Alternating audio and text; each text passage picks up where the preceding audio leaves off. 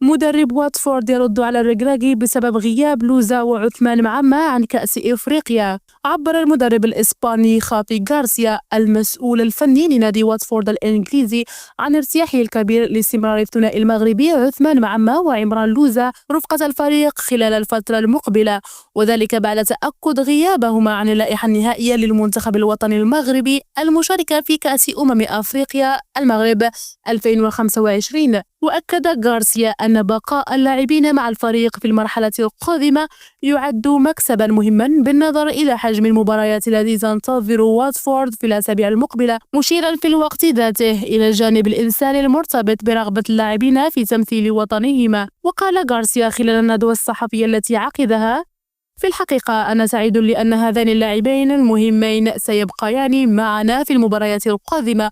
أمامنا الكثير من المباريات في الأسابيع المقبلة ووجودهم معنا خبر جيد. كما أضاف المدرب موضحا إحساسه تجاه وضعية اللاعبين: لكن في نفس الوقت أشعر بالقليل من الأسف لأنهما بالتأكيد كانا يرغبان في تمثيل المنتخب المغربي والدفاع عن قميصه. وختم غارسيا تصريحه بالتأكيد عن ثقة كبيرة في قدرات الثنائي المغربي قائلا: أنا متأكد أنهما سيحصلان على المزيد من الفرص في المستقبل لأنهما لاعبان رائعان. بهذا التصريح حاول مدرب واتفورد الجمع بين مصلحة فريقه وتقديره لطموح اللاعبين الوطني، معبرا عن احترامه لرغبتهم في الدفاع عن ألوان المنتخب في الاستحقاقات القارية المقبلة.